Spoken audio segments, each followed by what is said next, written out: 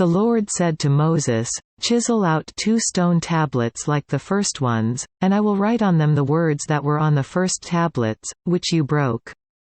Be ready in the morning, and then come up on Mount Sinai. Present yourself to me there on top of the mountain. No one is to come with you or be seen anywhere on the mountain, not even the flocks and herds may graze in front of the mountain." So Moses chiseled out 2 stone tablets like the first ones and went up Mount Sinai early in the morning, as the Lord had commanded him. And he carried the 2 stone tablets in his hands.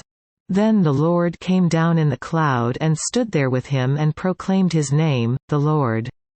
And he passed in front of Moses, proclaiming, the Lord, the compassionate and gracious God, slow to anger, abounding in love and faithfulness, maintaining love to thousands, and forgiving wickedness, rebellion and sin. Yet he does not leave the guilty unpunished. He punishes the children and their children for the sin of the fathers to the 3rd and 4th generation.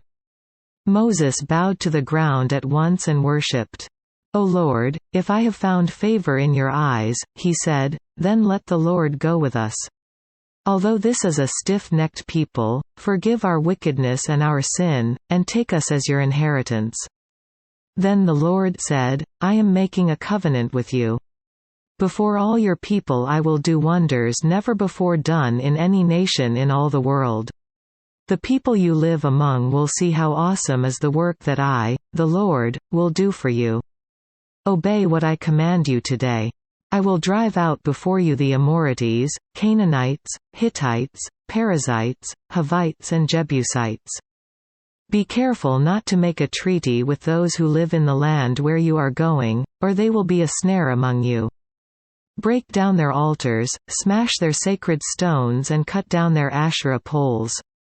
Do not worship any other god, for the Lord, whose name is jealous, is a jealous God. Be careful not to make a treaty with those who live in the land, for when they prostitute themselves to their gods and sacrifice to them, they will invite you and you will eat their sacrifices. And when you choose some of their daughters as wives for your sons and those daughters prostitute themselves to their gods, they will lead your sons to do the same. Do not make cast idols. Celebrate the feast of unleavened bread. For 7 days eat bread made without yeast, as I commanded you. Do this at the appointed time in the month of Abib, for in that month you came out of Egypt. The first offspring of every womb belongs to me, including all the firstborn males of your livestock, whether from herd or flock.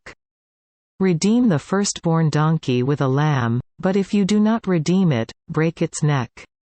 Redeem all your firstborn sons. No one is to appear before me empty-handed. 6 days you shall labor, but on the 7th day you shall rest. Even during the plowing season and harvest you must rest. Celebrate the Feast of Weeks with the first fruits of the wheat harvest, and the Feast of Ingathering at the turn of the year. 3 times a year all your men are to appear before the Sovereign Lord, the God of Israel.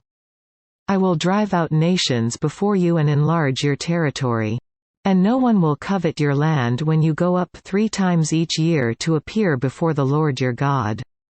Do not offer the blood of a sacrifice to me, along with anything containing yeast, and do not let any of the sacrifice from the Passover feast remain until morning. Bring the best of the first fruits of your soil to the house of the Lord your God. Do not cook a young goat in its mother's milk. Then the Lord said to Moses, "Write down these words, for in accordance with these words I have made a covenant with you and with Israel."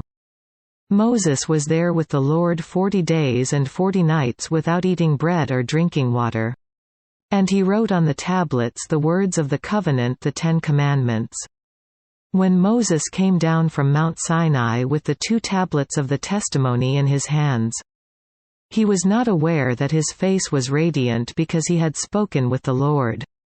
When Aaron and all the Israelites saw Moses, his face was radiant, and they were afraid to come near him. But Moses called to them, so Aaron and all the leaders of the community came back to him, and he spoke to them.